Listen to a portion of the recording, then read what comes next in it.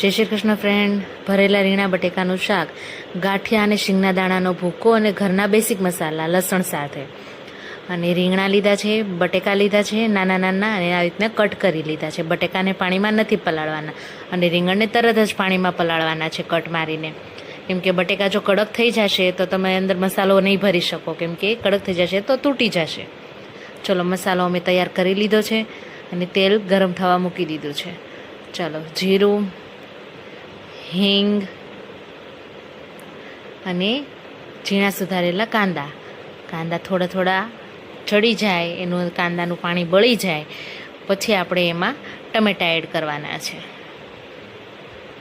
ચલો, નાખી દીધા છે આપણે ટમેટાને હલાવી લઈએ, અને થોડા થોડા ટમેટાં ચડે પછી આપણે અંદર એને રીંગણા અને બટેકા એડ કરી દેવાના છે, જે આપણે મસાલો ભરીને તૈયાર કર્યા છે.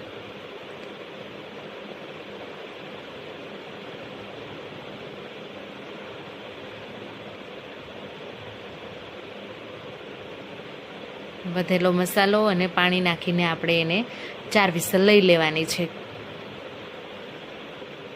ચલો, રીંગણાનું શાક તૈયાર થઈ ગયું છે. ચાલો, આવી જાઓ જમવા માટે. બાય. જય શ્રી કૃષ્ણ ફ્રેન્ડ, ભરેલા રીંગણા બટેકાનું શાક, ગાંઠિયા અને શીંગના દાણાનો ભૂકો અને ઘરના બેસિક મસાલા લસણ સાથે. અને રીંગણા લીધા છે, બટેકા લીધા છે નાના નાના, અને આ રીતના કટ કરી લીધા છે. બટેકાને પાણીમાં નથી પલાળવાના અને રીંગણને તરત જ પાણીમાં પલાળવાના છે કટ મારીને. કેમ કે બટેકા જો કડક થઈ જશે તો તમે અંદર મસાલો નહીં ભરી શકો, કેમ કે કડક થઈ જશે તો તૂટી જશે.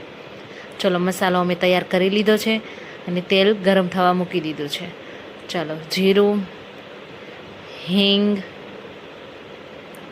અને ઝીણા સુધારેલા કાંદા થોડા થોડા ચડી જાય, એનું કાંદાનું પાણી બળી જાય પછી આપણે એમાં ટમેટાં એડ કરવાના છે.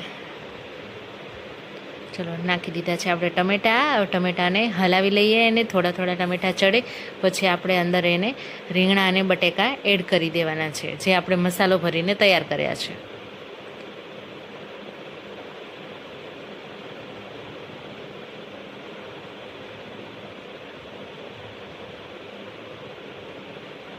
વધેલો મસાલો અને પાણી નાખીને આપણે એને 4 વિસલ લઈ લેવાની છે.